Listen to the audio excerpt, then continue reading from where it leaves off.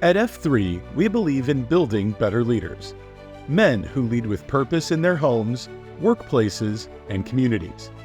Our QSource is your guide to this journey. It's a practical tool that focuses on 4 key areas: leading yourself, leading others, building strong teams, and creating a lasting legacy. Whether you're looking to improve your personal habits, strengthen your influence, or leave a meaningful impact, the QSource provides actionable principles to help you lead right and live right. Join us in transforming leadership one step at a time. Consistency. QSource Chapter 3.10. Read by Koala. Unchanging in nature, standard, or effect over time. Simplicity is the foundation of consistency. Consistency is the third of the 5 F3 leadership virtues, the habits and ethics of moral excellence. The consistent leader is constant and regular in everything he does.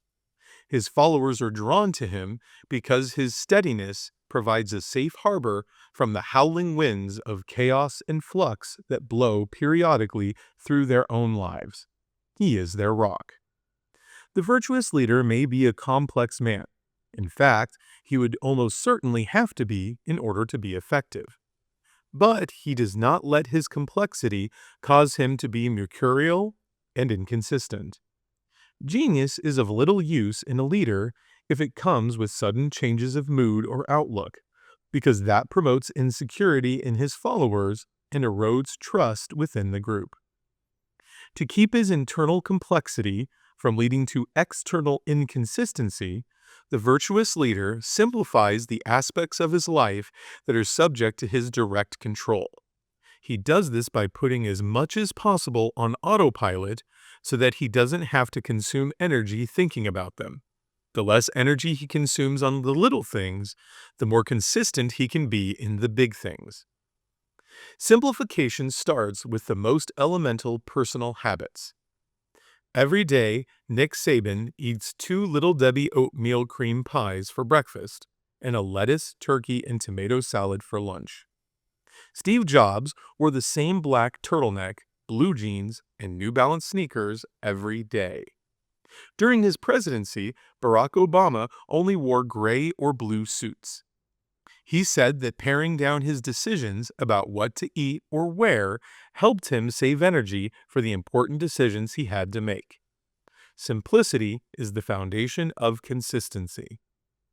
The leaders I was most drawn to in the Army were men so simple and regular in their personal habits that you could set your clock by what they did. The impact they had on me resounds to this day. My office is very spare.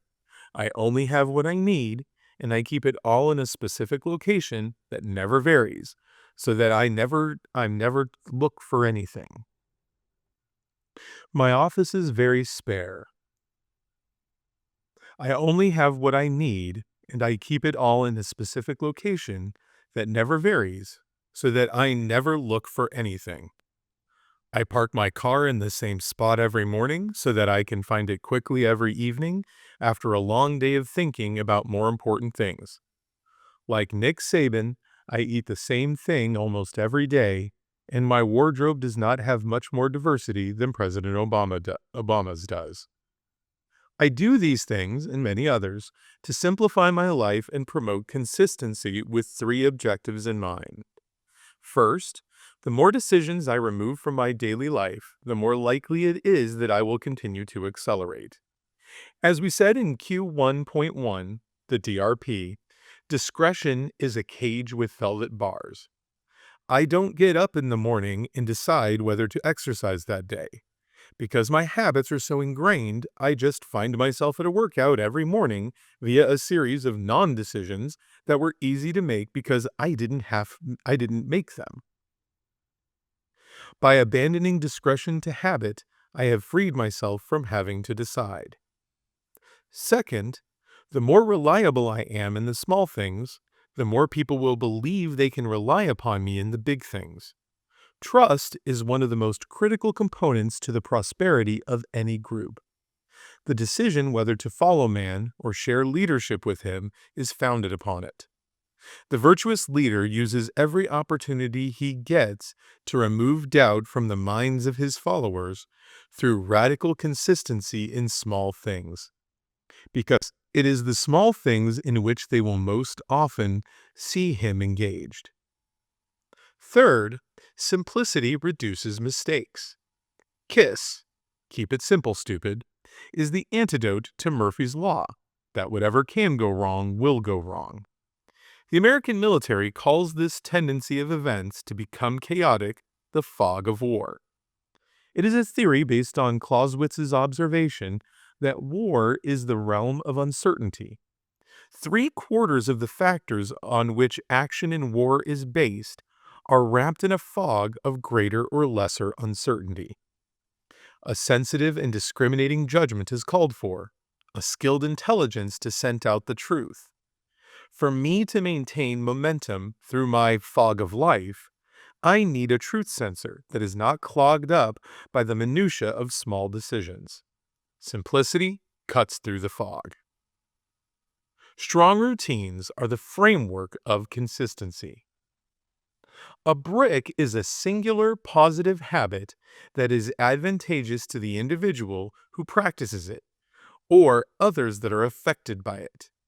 When several bricks are joined together, they form a routine, and routines are the basis of the guardrails in a man's life that allows him to accelerate to advantage. For example, getting out of bed early every morning is a brick, as is stretching out the back and legs. By linking those bricks and others together, the him forms a routine that enables him to maintain the guardrail of his king, the daily discipline of physically training his body. Guardrails protect a man from the flux, which is his emotional reaction to the peaks and valleys that appear with regularity throughout his life. It is that feeling of backsliding or going through a rough patch that we all periodically encounter.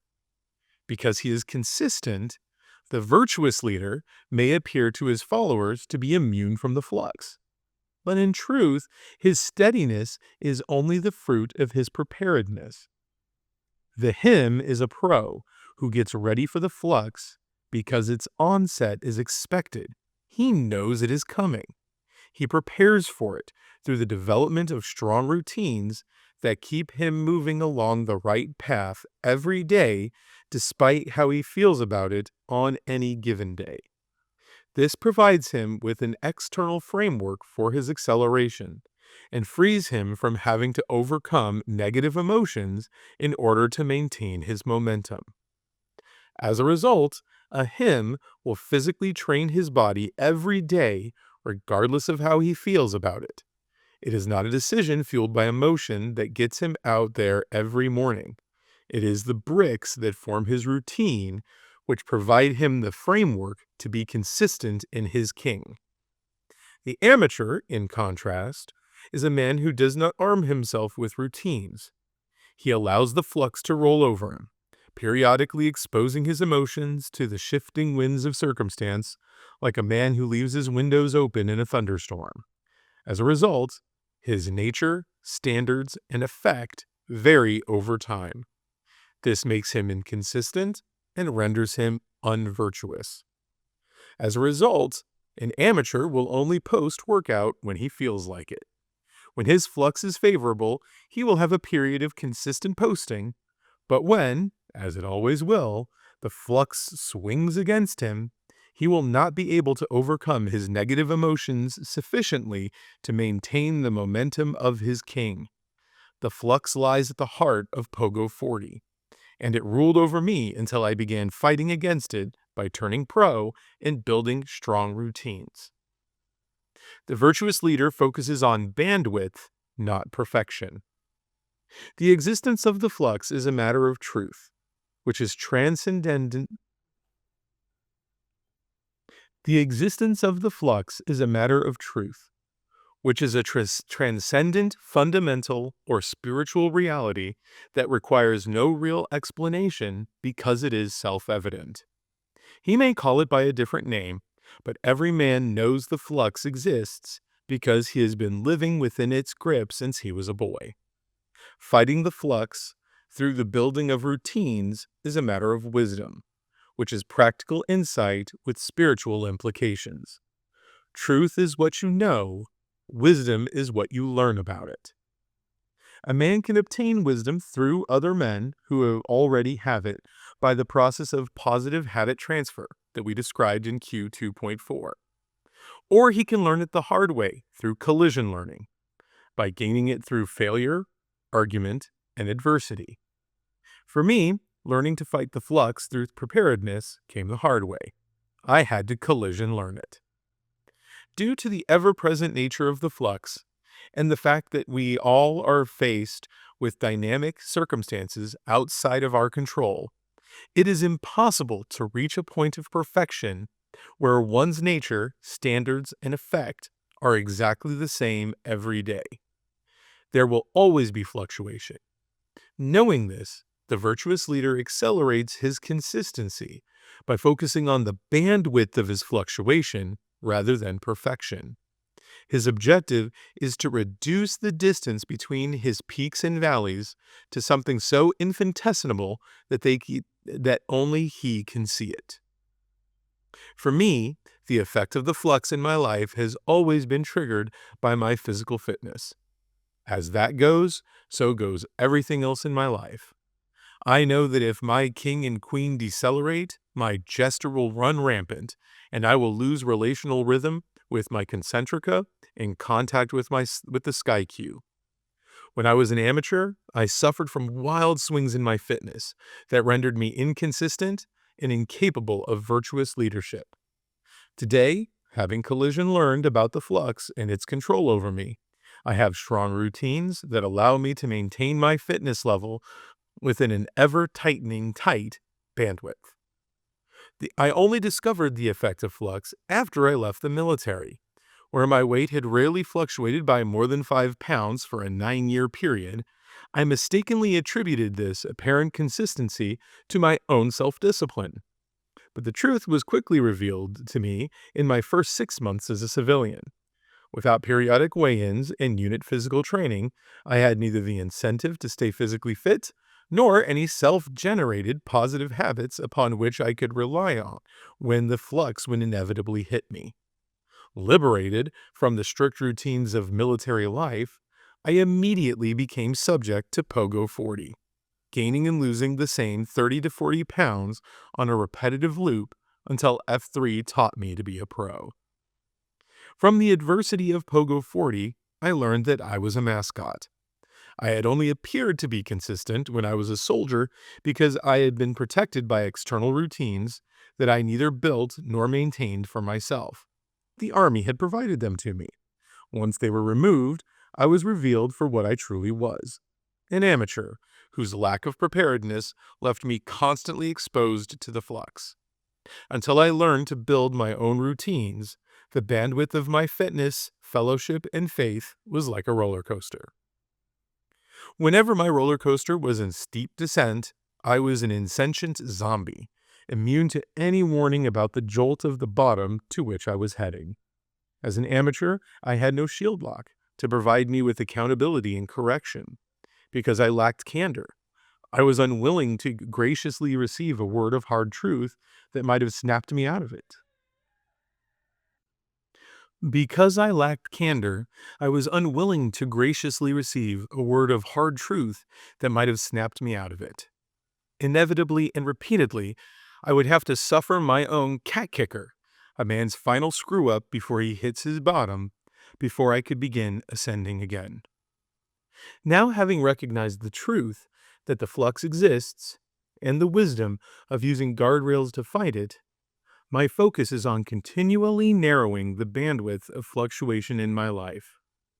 To do this, I depend very little on my own motivation, and not at all on my emotions. Instead, I rely upon my shield block to hold me accountable, and strong routines to provide simplicity and relieve me from the distraction of discretion. This is the foundation and framework of consistency. Without it, A leader cannot.